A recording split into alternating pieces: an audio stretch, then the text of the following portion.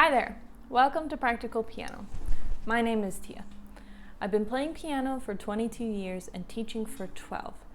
And today we're doing a practice session.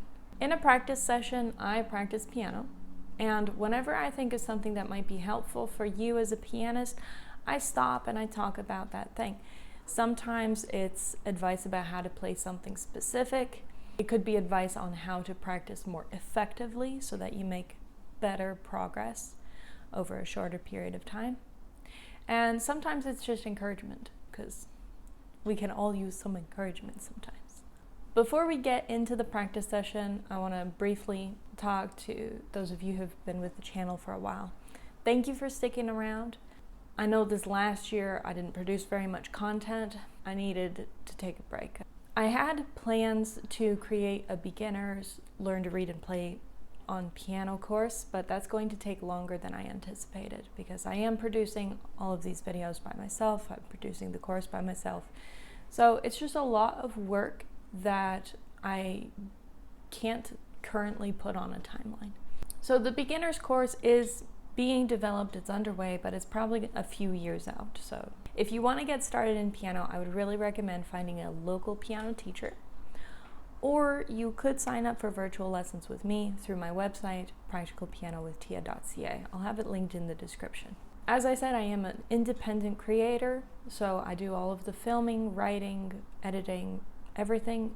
I do all myself. And so if you would like to support that process, you can subscribe, you can share the videos with other people. If you would like to support me more directly, you can purchase resources from my website, and I'll link that in the description. It'll just say resources, and then it'll show the specific link to that page on my website. Or you can sign up for virtual lessons. Right now, my Sunday is pretty much open for teaching, so if you would like piano lessons virtually on Sunday, consider signing up. All right, thank you for sticking through that with me. Now, today, I've been working on a lot of stuff since I last made a practice video. So, I think most of it is new as well. I don't think you've heard these songs much in previous practice sessions. But we must start with a warm-up because everything goes better if you warm up. I'm going to do some scales. I'm going to start with harmonic minor scales. And I'm just going to do 2 octaves, hands together. And I'm going to do all of the keys that I know harmonic minors in. Some of them are not going to be very good, and that's okay. So we're starting with C minor harmonic. I should turn that down so it doesn't blast everybody's ears off on the video. Okay, let's try that again. C minor harmonic.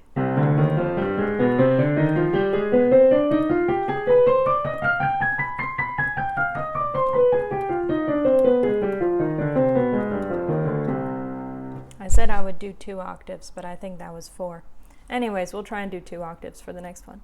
Csharp minor, or which is also called Dflat minor harmonic.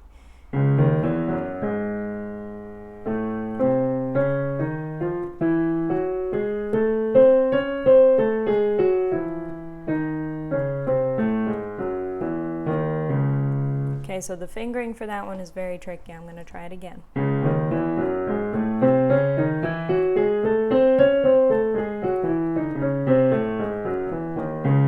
We've almost got it. We'll do one more time.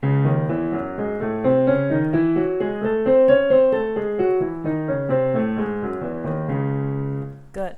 It's always good to warm up before you practice, and you can use whatever you know that's kind of easy to play. Scales are a good warm-up. If you have Hanon or you enjoy Hanon exercises, Hanon is a good warm-up. Triads, solid and broken, could be a good warm-up. But if you don't know any of these technique things, then you don't need to warm up with technique. You could warm up with songs that you have already learned in the past. So take out like a beginner's book and just play some songs that you've already learned, because you'll be able to read them more easily, which means your hands will be able to move more easily as well. The benefit to a warm-up is you don't go into big stretches and very tricky movements right away. And also, you get your focus online. If you give your brain some easy things to do at the beginning, it's easier to continue. And it seems to bring more attention to what you're doing later. That's how I experience it anyways. Okay, let's do this D flat minor harmonic again.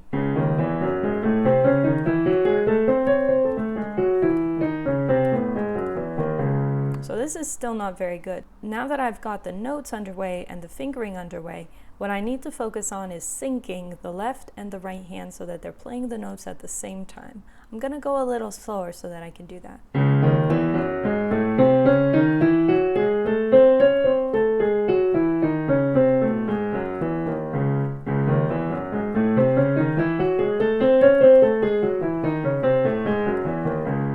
That one was very good. Okay, let's do the D natural harmonic minor.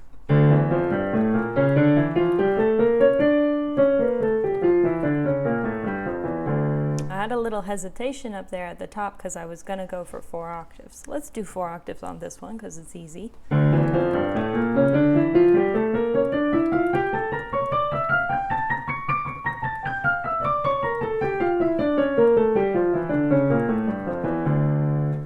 And let's do E flat minor harmonic. This one is also tricky. Let's see. Very wrong. Okay, let's try that again.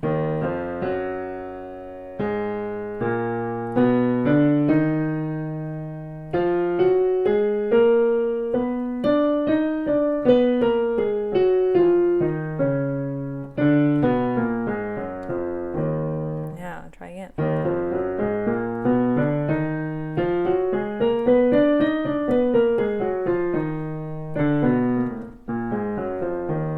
You might find this if you practice a lot of scales in the past.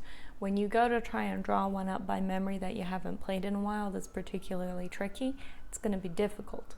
But you can tell from listening, because you've played harmonic scales in the past, you can tell when a note is wrong.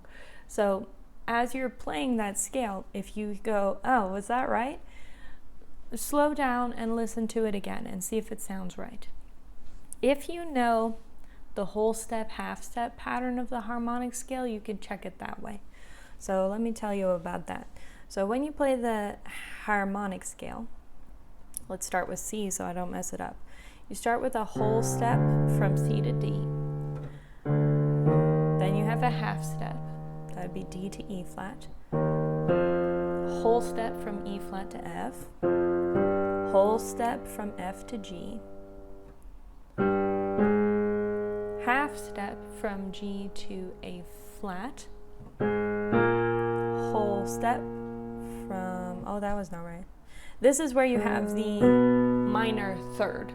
Your harmonic minor scales have a minor third between the 6th note and the 7th note. So in the C minor scale, that's between the A flat and the B natural. That is a minor third. And then from B to C is a half step. So your pattern in a nutshell for the harmonic scale is whole, half, whole, whole, half, minor third, half. And so whatever way you can figure it out is the best way. So if you can figure it out best by listening, that's good.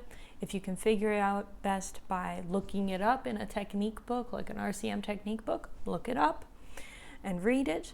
You could even find it online. Most of these scales you can find online. There's plenty of YouTube tutorials on them. And there's also, if you use Google Images or whatever your browser is and you go into the Images tab and you search C minor harmonic scale, you'll probably find a way to read it. And then the last thing that you could do is you could use the intervals. So the whole step, half step, whole, whole, half, minor third, half.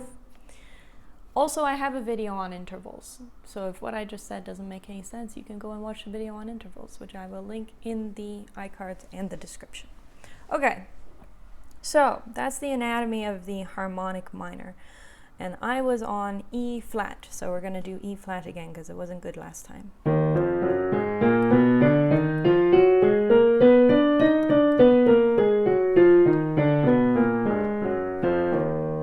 That was pretty good, and let me talk about that because that is a very interesting phenomenon I've been noticing when I'm teaching and also when I'm playing for myself.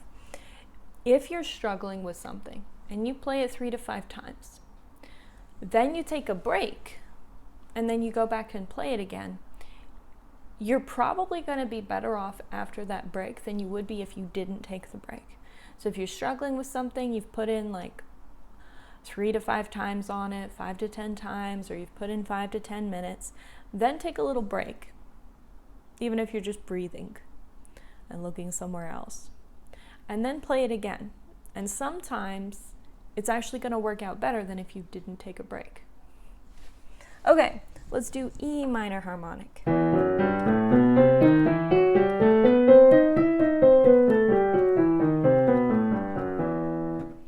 F minor harmonic. That's super wrong.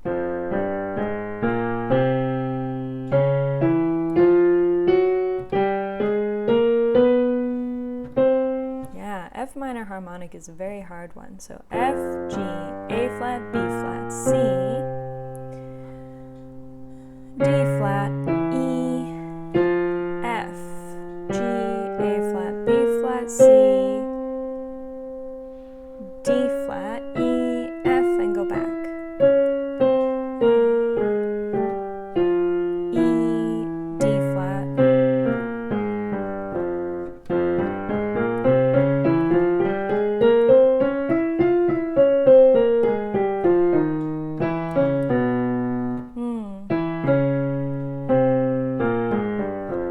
F, G, A flat, B flat, C, D flat, E, F, G, A flat, B flat, C, D flat, E, F, E, D flat, C, B flat, A flat, G, F, E, D flat, C, B flat, A flat, G, F. It can really help to say things out loud as you're learning them, especially if you're having a hard time remembering them. The reason is because when you say something out loud, you're giving your brain extra connection points. You're saying it, you're hearing it, you're thinking it, and you're playing it. Rather than just playing and thinking, you're also saying and hearing. And this extra pairing helps you remember. Reading silently is a very new phenomenon.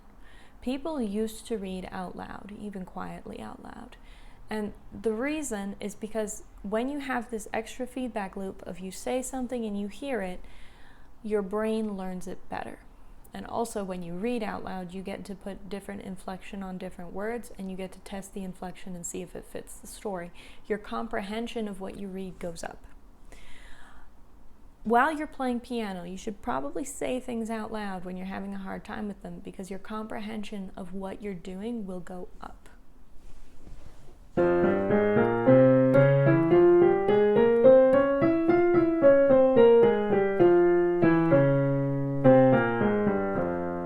Good. See, it's not ideal to pause in a scale. However, it's better to pause and get the next note right than it is to just stumble through without pausing, but get a lot of it wrong. Because every time you play something, you're training yourself how to play it. So if you play it wrong over and over again, that's how you're training yourself to do it. It's better actually to stop and to think about what comes next. And then you keep going. So let's do this again.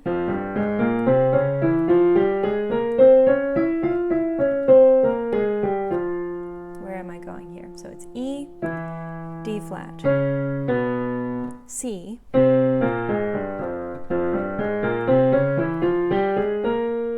C, E, D flat, C. Okay.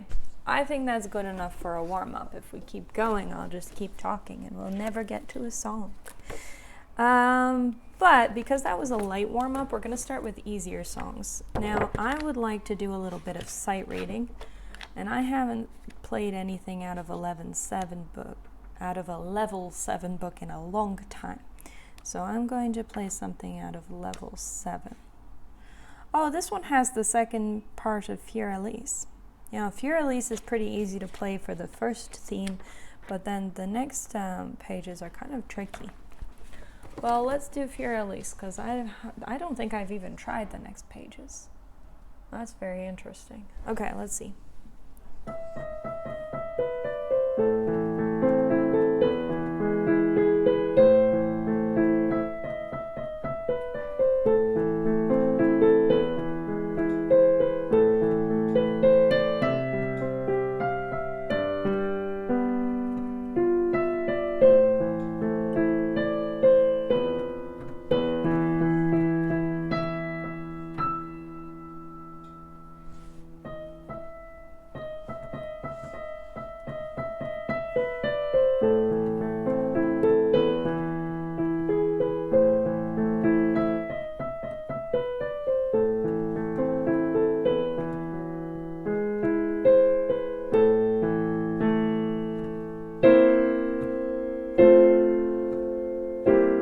this is the new part for me. That's why I'm slowing down.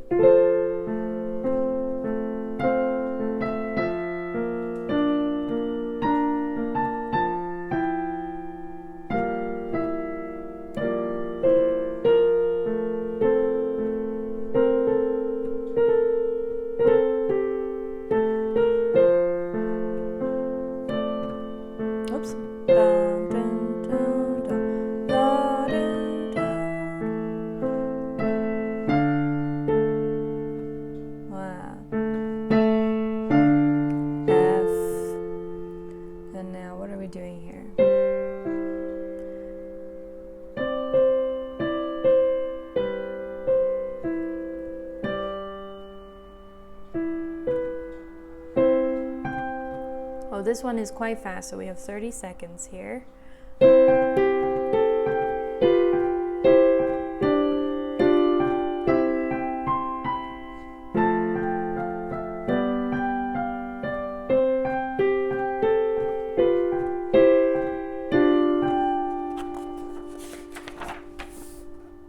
We have E.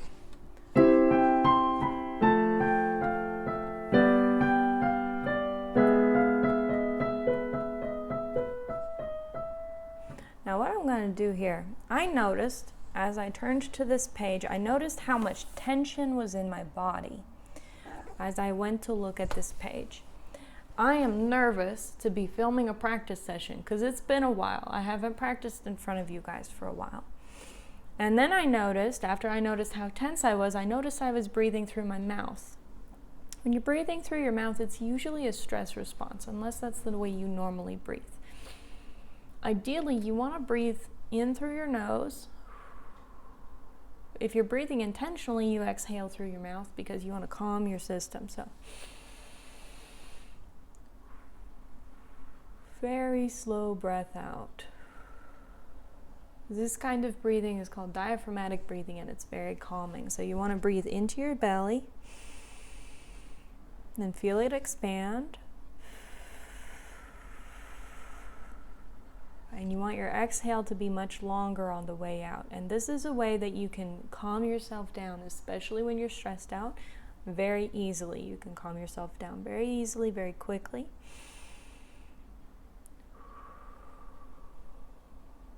And if you find yourself yawning after you do it, that's a good sign because it means your body is relaxing and releasing tension. So as I'm practicing, I might slow down a little bit. And I want to keep my body calm. I want to keep my breathing calm because I want to pair good emotions to piano because I want to keep enjoying it and I want to keep doing it. If you're always pairing stress and tension or frustration or anger and sadness to piano, you're going to work those into your memory of piano. Your body's going to associate those feelings with piano. I don't want to be stressed out when I go to film a practice session. I don't want to be stressed out when I'm sight reading. I want to be calm. And a big part of why I want to be calm is not just because that's a better, healthier state for my body, because it is, but it's also because the calmer you are, the better you learn. Your prefrontal cortex, the part of your brain that's at the front, does your learning and your memory work. It doesn't do all of your memory work. That's got a few systems involved. But a big part of learning is in this part of your brain.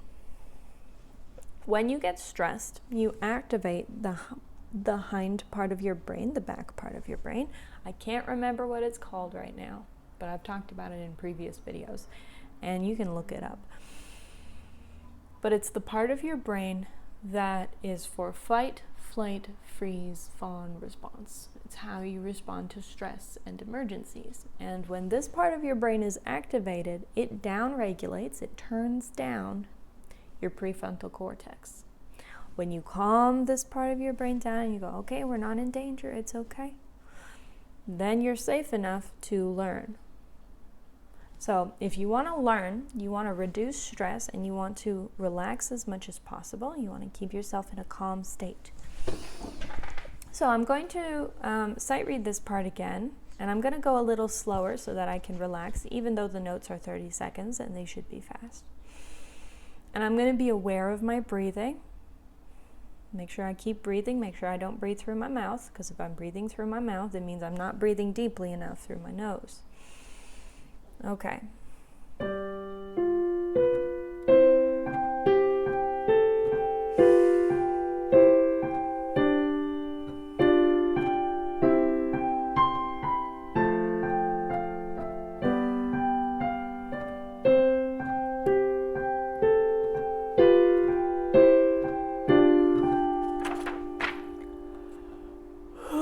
See, we've got a yawn. That's good. It means we're relaxing.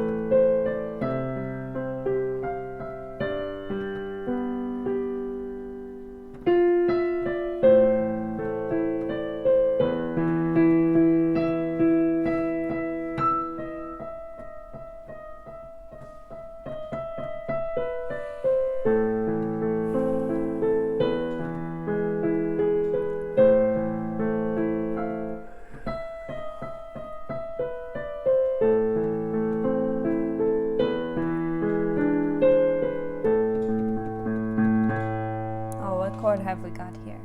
There we go. That is a diminished chord.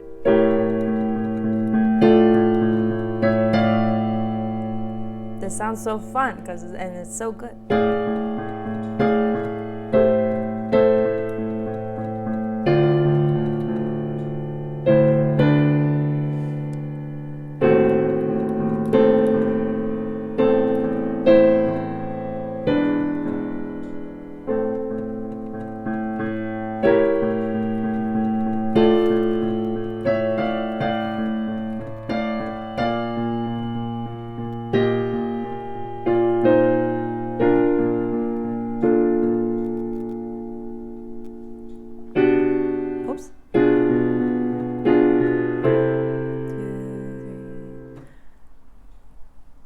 My timing's probably off, but that's okay. This is an A. What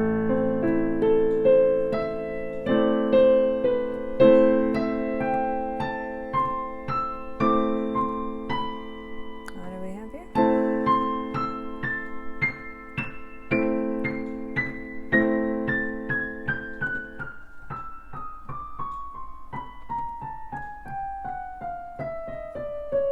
Oops. Oops. A.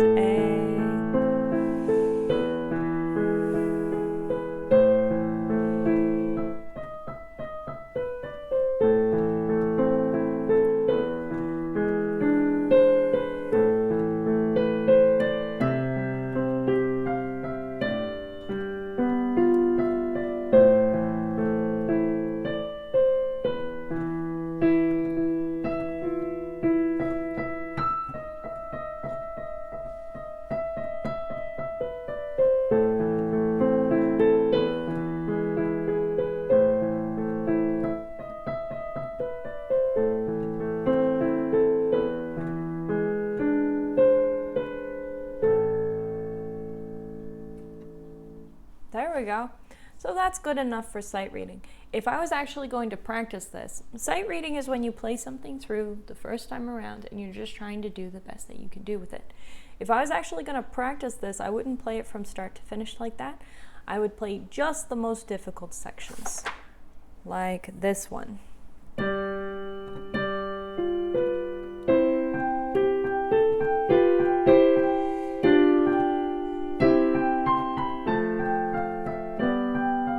How do I know that's the most difficult section? It's the part where I most pause. It's the part that I pause the most. And so whatever parts you struggle with the most in a song, those are the ones you want to drill. But I don't really want to learn Fur Elise. I don't really want to, and that's okay. So I'm not going to. If you want the level 7 RCM book, I'll put a link, an Amazon affiliate link down in the description. If you buy anything through that link, I'll make a small commission off of it. Yeah, if you want this book, you can buy it on Amazon. You can also buy it from Long and McQuaid Music Store if you're in Canada. I'm not sure what music stores are good in the United States, but a lot of my viewers are from the States. So find your local music store and see if they have RCM books. They probably will. It's a very common resource for musicians, RCM books. All right, so I've been working on this song for a while. Sonata in C major by Wolfgang Amadeus Mozart, K309. He's got a couple of sonatas in C major, so if you're looking for this one, make sure it's K309. All right, let's see how it goes.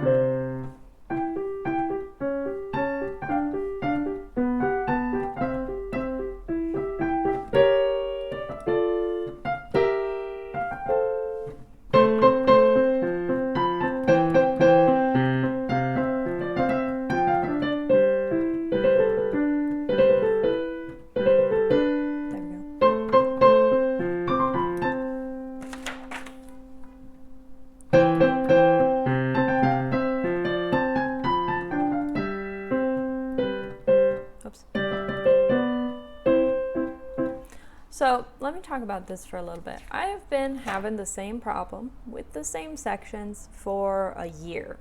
I've been practicing this song for a long time.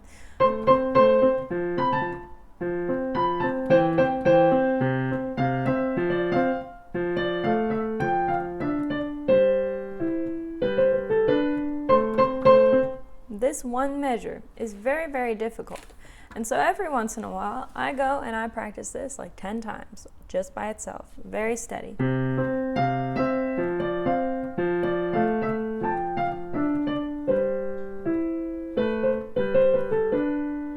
Let's do it again.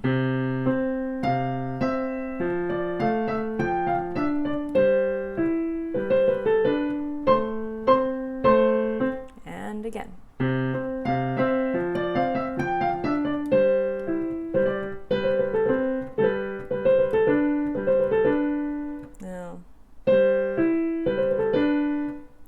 And again.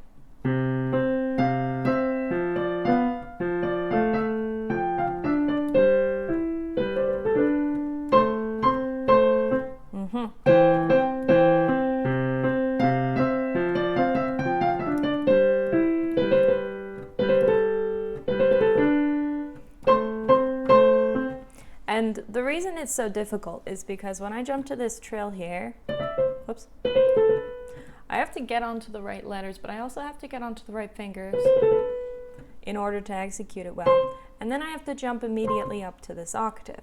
So it's very, very tricky, this one.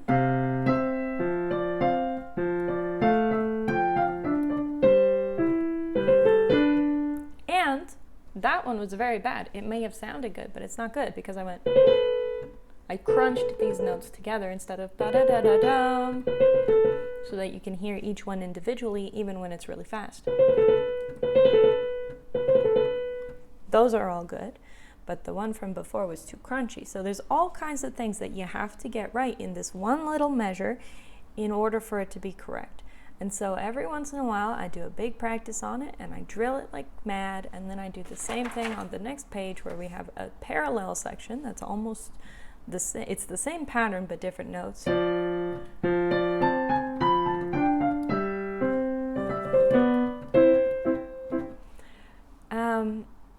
And after a year, is it better than it was when I first started playing it? Yes. Is it good? No.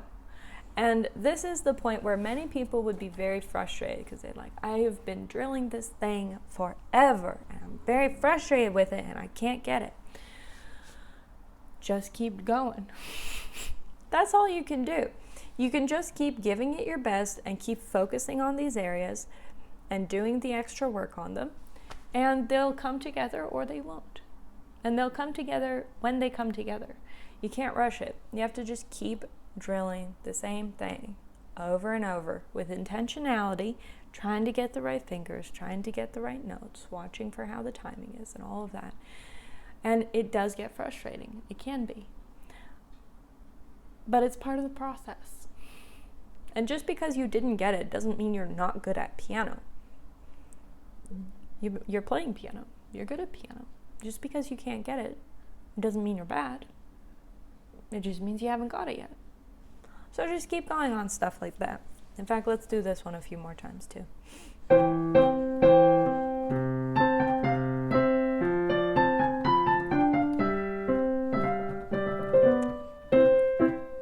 That one's easier to do than the other one.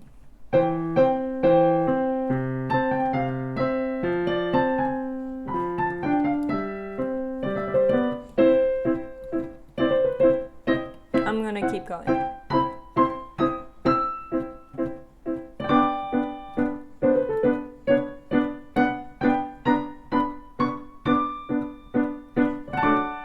Whoops. Sometimes I make that mistake. Let's see.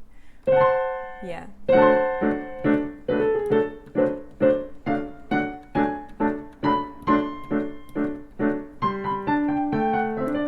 This is another tricky section.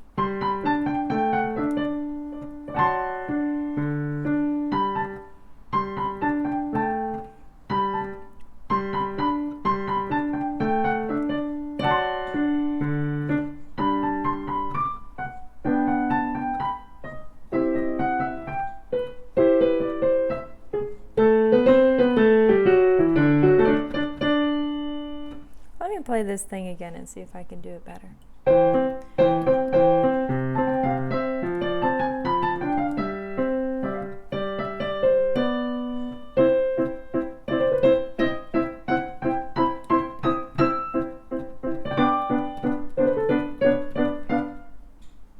Nope. Ba-da-da-dum. F sharp. It's a C, not a D.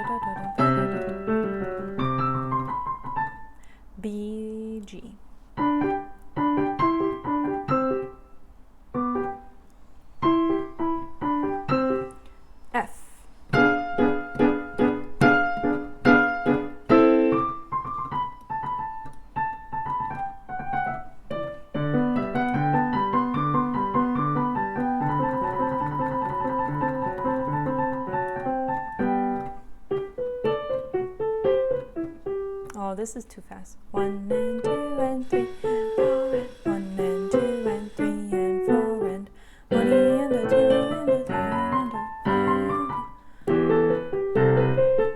F. Oops.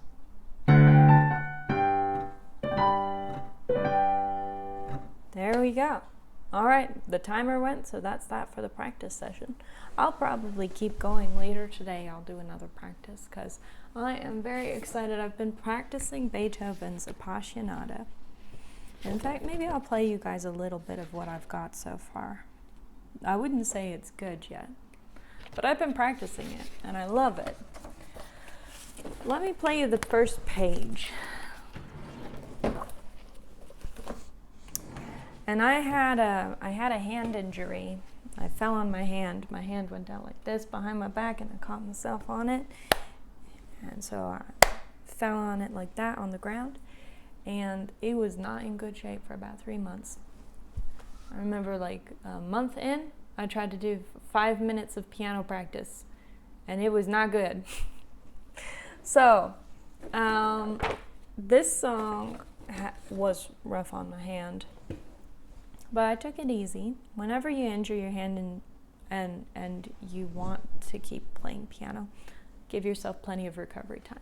I basically did 3 months with almost no practice. And so now that I'm back to practicing, I am very excited to be practicing. Now let's see.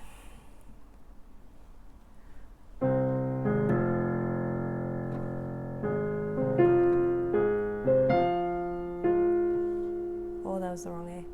There we go. So this one, the E is natural and the A is flat.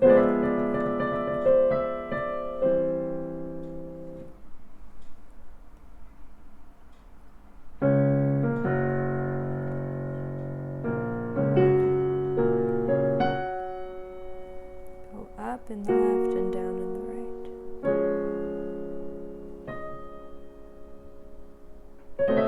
Nope.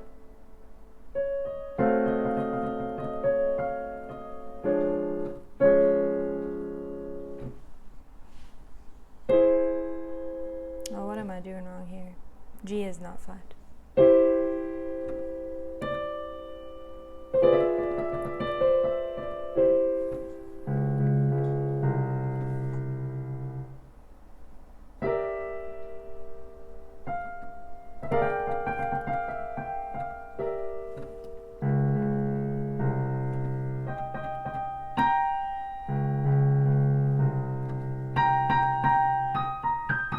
This one is tricky. So, E, G, B.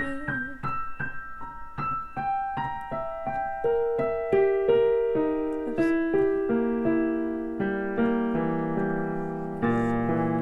G flat or G natural. Well, that should be a natural G. I think I've been playing it flat though, so I'm going to erase the flat off of here. Yeah. Where did I get G flat from? Accidents. Oh well. Whoops.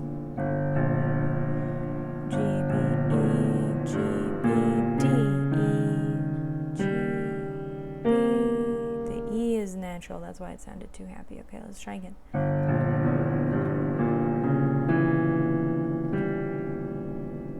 There we go.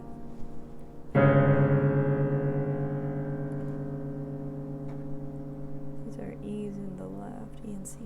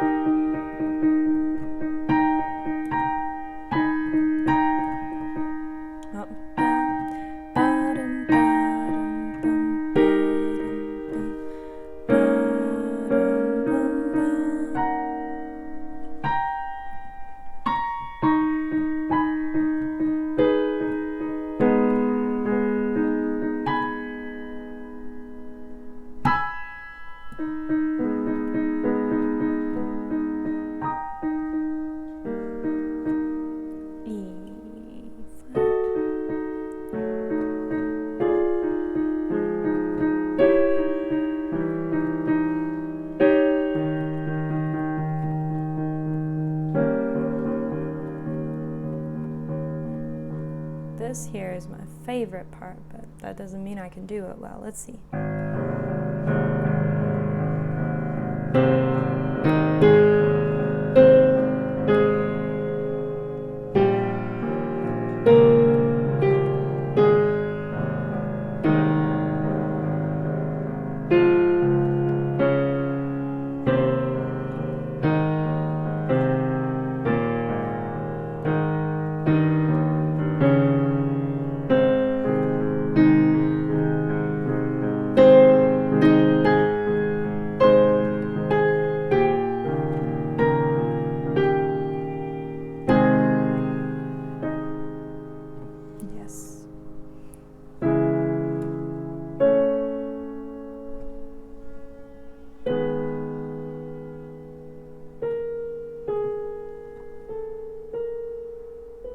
Yeah.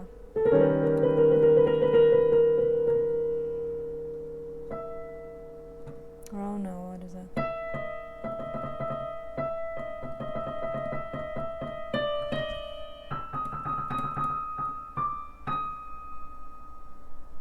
I think I'll stop there for now.